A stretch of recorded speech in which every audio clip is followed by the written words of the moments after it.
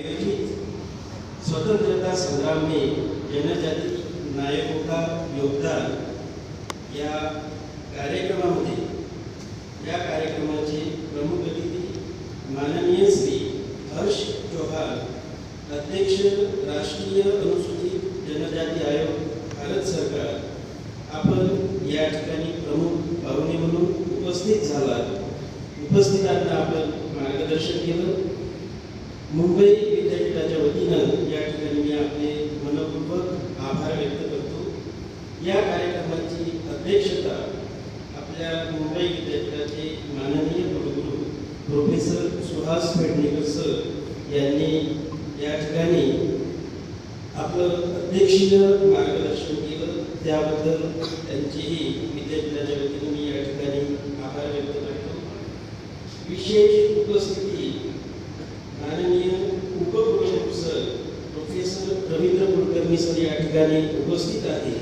गेल्या 2 दिवसापासून आयोजनामध्ये अतिशय सरांनी हिरिरीने आपला सहभाग. कार्यक्रमाकरिता प्रमुख वक्ते म्हणून श्री शरद व्याख्यानामधून या विषयाच्या अनुषंगाने त्यांनी अतिशय वेगळ्या पद्धतीनं आदिवासी जननायकांना, स्वातंत्र्यवीरांना आदिवासी समाजासमोर रेखाटण्याचा, मांडण्याचा प्रयत्न केला आहे. सर महाराष्ट्रातीलच नव्हे तर तमाम देशातील आदिवासी माणसाची जी काही जीवनदृष्टी आहे तर ती जीवनदृष्टीच फार वेगळी आहे आणि त्यामुळे या जननायकांच्या कथाही वेगळ्या आहेत. महाराष्ट्रातील वारली आदिवासी जनजातीमध्ये म्हणजे जमातीमध्ये एक कथा आहे.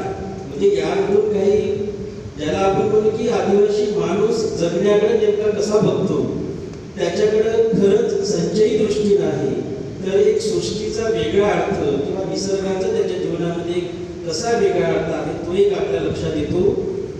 असं म्हटलं गेलेलं आहे. 4च ओळीची ती कथा आहे की बामणाच्या जन्माजाशी तर लिहून लिहून मरशी, बामणाच्या जन्माजाशी तर लिहून लिहून मरशी, वाण्याच्या जन्माजाशी तर तोलून तोलून मरशी, चामाराच्या जन्माजाशी तर नाड्या चोटी करून मरशी आणि वारल्याच्या जन्माजाशी तर जंगलचा राजा होशी.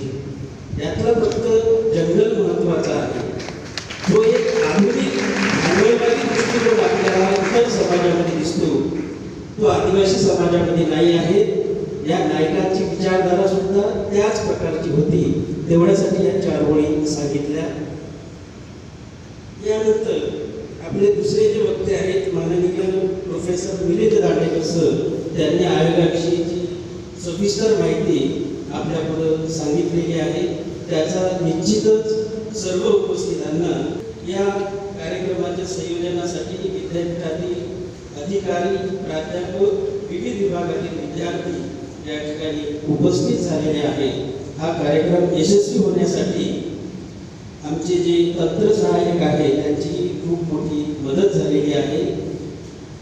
गेल्या आठवड्याभरापासून या कार्यक्रमाची तयारी अतिशय जोरामध्ये विद्यापीठातील प्राध्यापक, कर्मचारी अतिशय हिरिरीने करत आहेत. चुकून कुणाचे आभार राहिले असेल तर